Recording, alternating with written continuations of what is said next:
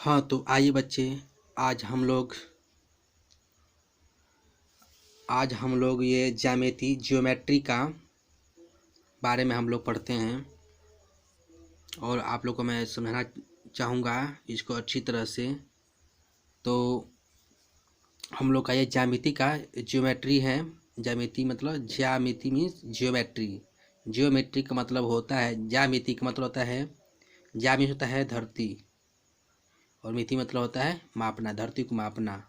ये जियो का मतलब आप जानते हैं, जियो का मतलब होता है यहाँ पर अर्थ, मतलब समझिए, और मीटर का मतलब मापना। यानी इसके बारे में हम लोग ज्यामिति के बारे में पढ़ेंगे। यहाँ पर पढ़ने से पहले आप लोग देख पा रहे हैं यहाँ पर विशेष विषय प्रवेश क्या है। विषय प्रवेश में हम लोग यहाँ पर इंट्रोडक्शन के बारे में पढ़ेंगे। इंट्रोडक्शन मतलब हम लोग इसका परिचय लेंगे। ज्यामिति का हम लोग इंट्रोडक्शन पढ़ेंगे। तो इससे पहले, पढ़ने से पहले हम आप लोग को यहाँ पे हमारा YouTube channel DK education hub में आपका स्वागत है और मैं आपसे अनुरोध करता हूँ कि हमारे चैनल को आप लोग लाइक, सब्सक्राइब और शेयर करें और मेरा सहयोग करें, क्योंकि आप लोग मुझे लाइक और सब्सक्राइब और नहीं कर रहे हैं तो मेरा मनोबल थोड़ा से डाउन होने लग रहा है, जिससे कंटिन्यू वीडियो नहीं डाल पा रहा हूँ। और मेरे पास और बहुत सारी व्यवस्था नहीं है कि मैं स्टैंड भी अपने हाथ से इसको पकड़ करके मैं इसको वीडियो को बना रहा हूँ, जिससे ये थोड़ा सा कंपन हो रहा होगा। इसके बारे में मतलब कि ये वीडियो बनाने में थोड़ा सा अस्पष्ट न आए, फिर भी आप हमारा सहयोग करिए। मैं आगे आप लोग को इससे बेहतर मैं सेवा दे सकता हूँ, आप लोग का सहयोग कर सकता हूँ आप लोग का, और मुझे भी सेवा देने का थोड़ा सा अवसर प्रदान करिए। आप लोग मुझे मेरा सहयोग करिए। मेरा चैनल को आप लोग लाइक करिए, सब्सक्राइब करिए और शेयर भी करिए और अपने दोस्तों से करवाइए इसे, कि मेरा चैनल जल्दी से जल्दी मोनेटाइज हो जाए। और मैं अभी तो बहुत पीछे हूँ, वैसे आप लोग का सहयोग रहा तो मैं आगे हो जाऊँगा, नहीं तो प्रयास है, आप लोग का सहयोग रहा तभी होगा। चलिए तो हम लोग स्टार्ट करते हैं। आधारभूत संकल्पनाएं और अभिगृहित, बेसिक कॉन्सेप्ट एंड एक्जियोम्स। तो इसमें आधारभूत संकल्पनाएं यहाँ पर देख पा रहे हैं और अभिगृहित, यानी आधारभूत का मतलब बेसिक और संकल्पनाएं मीन्स कंसेप्ट ना, और तथा अभिगृहित को हम लोग एक्जियोम्स कहते हैं। ठीक है, तो आइए हम लोग पढ़ते हैं। ज्यामिति में विषय प्रतिपादन हेतु कुछ मूल संकल्पनाओं तथा अभिगृहितों का प्रयोग किया जाता है। यानी ज्यामिति में क्या होता है, विषय प्रतिपादन हेतु कुछ मूल संकल्पनाएं तथा अभिगृहित का प्रयोग किया जाता है। इन आधारभूत संकल्पनाओं को उदाहरणों और अंतर्ज्ञान द्वारा समझा जा सकता है। उदाहरण और अंतर्ज्ञान द्वारा समझा जा सकता है। इसके लिए कुछ पदों की अपरिभाषित पद यानी अनडिफाइंड टर्म के रूप में स्वीकार किया जाता है। देखिए, इसके लिए कुछ पदों को अपरिभाषित पद यानी अनडिफाइंड टर्म के रूप में स्वीकार किया जाता है। बिंदु, यहाँ पर बिंदु, रेखा, समतल, आकाश आदि इस प्रकार के पद हैं। उत्तर भारत में प्रतिदिन अधिकतर पुस्तकों में आज भी इन पदों को परिभाषित करने का प्रयास किया जाता है।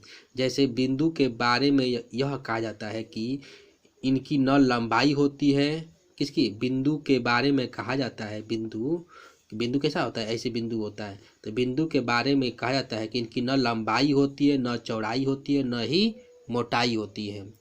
ठीक है, पेंसिल से चाहे जितना बारीक निशान बनाए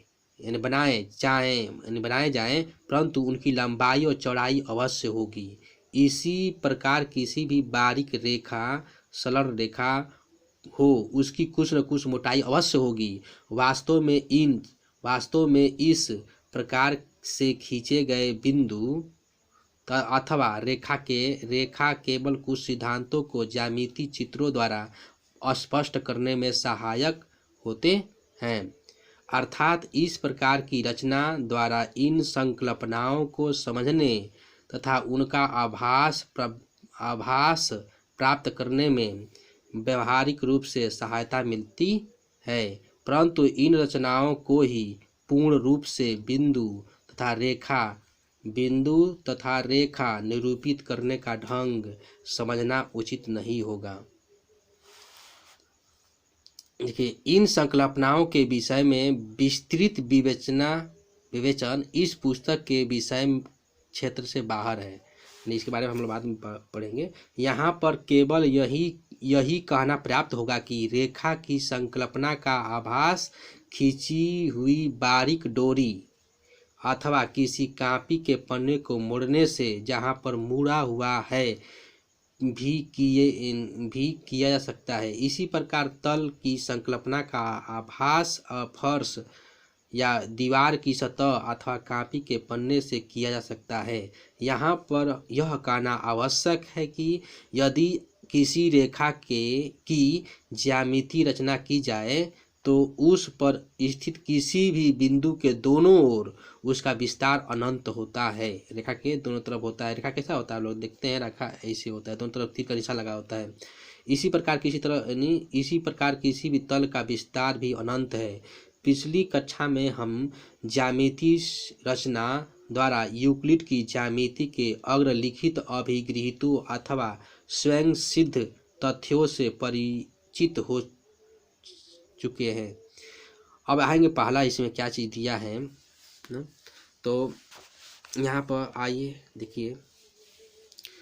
अब यहाँ पर हम लोग पा रहे हैं कि दो बिंदुओं से होकर जाने वाली एक और केवल एक ही रेखा है, जिसका तात्पर्य यह है कि दो बिंदु एक और केवल एक रेखा निर्धारित करती है। जानते हैं, दो बिंदुओं से मतलब दो बिंदु है कि यहाँ पे बिंदु है, इसे केवल एक ही रेखा होकर जा सकती है। अब आइए, दो असमांतर रेखाएं एक और केवल एक बिंदु पर काटती है, अर्थात दो भिन्न रेखाओं का एक से अधिक उभयनिष्ठ बिंदु नहीं हो सकता है।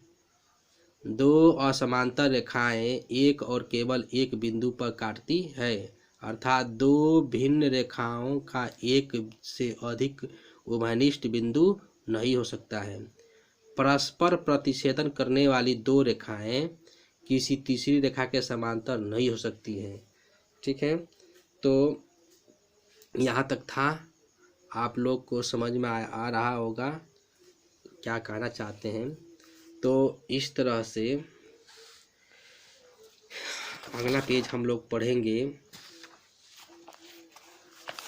और समझेंगे। यहाँ पे चलिए देखिए, यहाँ पे उक्त कथन को निम्नलिखित ढंग से भी कहा सकता है कि यदि कोई रेखा ली जाए तथा एक बिंदु उसके बाहर लिया जाए तो उस बिंदु से दी हुई रेखा के समांतर एक और केवल एक रेखा खींची जा सकती है। यहाँ पर कुछ अन्य तथ्यों को भी बता देना आवश्यक है, क्योंकि इसके आधार पर ही यूक्लिड ने ज्यामिति में तर्कपूर्ण विवेचन किया गया है, जो निम्नवत है। अब देखेंगे यहाँ पर क्या है। ऐसे सभी राशियाँ जो एक राशि के बराबर है वे आपस में भी बराबर होते हैं, और दो बराबर राशियों पर समान संक्रियाओं का फल बराबर होता है। संक्रिया मतलब संक्रियाएं जोड़ घटाना गुणा भाग, मतलब समझते होंगे, जोड़ घटाना गुणा भाग को ही संक्रियाएं कहेंगे। यहाँ पर पूर्ण अपने समस्त भागों के योग के बराबर होता है, यानी पूर्ण जो है सभी चीज़ को जोड़ देंगे, उसके भाग उसके पार्ट को जोड़ देंगे तो पूर्ण के बराबर होगा। पूर्ण अपने प्रत्येक भाग से बड़ा होता है ना, ये सब चीज़ें हैं। अब आगे हम लोग इसके बारे में विस्तार से पढ़ेंगे। भारत में ज्यामिति का ज्ञान बढ़ाने वालों में आर्यभट्ट, ब्रह्मगुप्त, महावीर और भास्कर नाम उल्लेखनीय है। अर्थात आर्यभट्ट ने अपने ग्रंथ के कई अनुच्छेदों से ज्यामिति विषयों का विवेचन किया है। उन उक्त अनुच्छेद में मुख्यतः त्रिभुजों, चतुर्भुजों और वृत्तों के क्षेत्रफलों और ठोसों के आयतन के सूत्र दिए गए हैं। अब भारतीय ज्यामिति प्रायः प्रमेयों की उत्पत्ति नहीं देते थे, अपितु संक्षिप्त रूप में केवल सूत्र लिखते थे। तो आज के लिए इतना ही। Thank you.